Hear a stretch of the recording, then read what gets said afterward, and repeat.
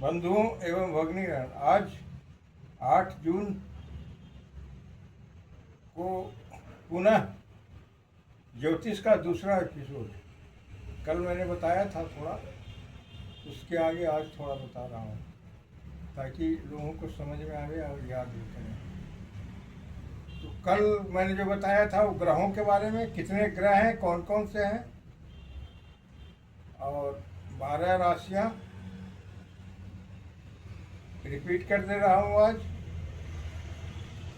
हमारे वैदिक ज्योतिष में 9 ग्रह हैं, जो कि विज्ञान में आजकल 8 ग्रह हैं, लेकिन उससे हमारा भिन्न है, उससे कोई बहुत संबंध नहीं है, कुछ कॉमन जरूर है। तो उसमें सूर्य चंद्रमा ग्रह है, वैसे साइंस में नहीं है लेकिन यहाँ ज्योतिष में ग्रह है।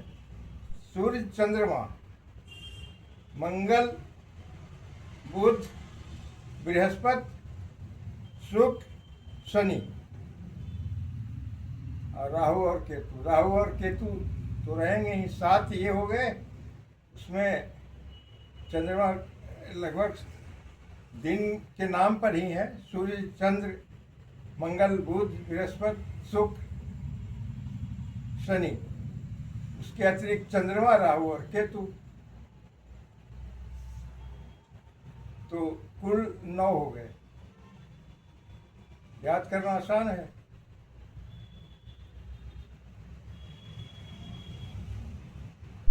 राहु और केतु जब जोड़ते हैं, जो हमारे 9 ग्रह है ना, पृथ्वी को उसमें इसमें नहीं लेते हैं, क्योंकि पृथ्वी का तो अध्ययन करते हैं, प्रभाव देखते हैं।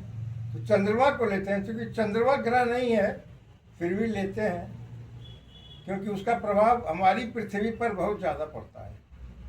तो 9 ग्रह फिर याद कर लीजिए, सूर्य, चंद्र और मंगल, बुध, बृहस्पति, शुक्र, शनि, राहु और केतु। ग्रहों के बाद आती है राशियों का नामकरण। राशि 12 है, सभी लोग जानते हैं। तो उसमें मेष, वृष, मिथुन, कर्क, सिंह, कन्या, तुला, वृश्चिक, धनु, मकर, कुंभ, मीन। ये राशि 12 हो गए। और इन राशियों के स्वामी भी ग्रह होते हैं, जिसका संबंध राशियों से होते हैं। जैसे मंगल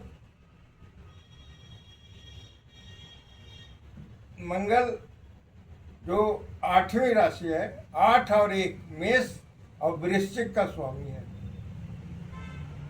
चंद्रमा कर्क का स्वामी है, सूर्य सिंह का स्वामी है, शुक्र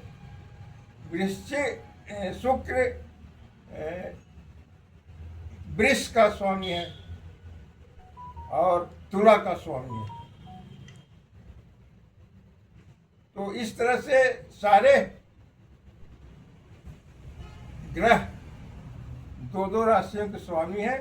चंद्रमा और सूर्य केवल एक के हैं। राहु और केतु को नहीं रखा गया इसमें। तो ये आप राशियां मेष, वृष, मिथुन, कर्क, सिंह, कन्या, तुला, वृश्चिक, धनु, मकर, इन 12 को याद रखिएगा। साथ में इन राशियों के अंदर नक्षत्र होते हैं। नक्षत्र कल बताया था 27 होते हैं, और 27 का क्रम है, जो कि जिसमें ये राशियां आती हैं। राशियां 30 डिग्री की होती हैं, तो 12 है तो 12 360 डिग्री में 12 राशियां पूरे आकाश में समाहित हो जाती है। और इन 360 डिग्री में हम 27 नक्षत्रों को भी डिवाइड किया गया है। इन 27 नक्षत्रों में क्या है, मैं नाम बता रहा हूँ। अश्विनी, भरणी, कृतिका।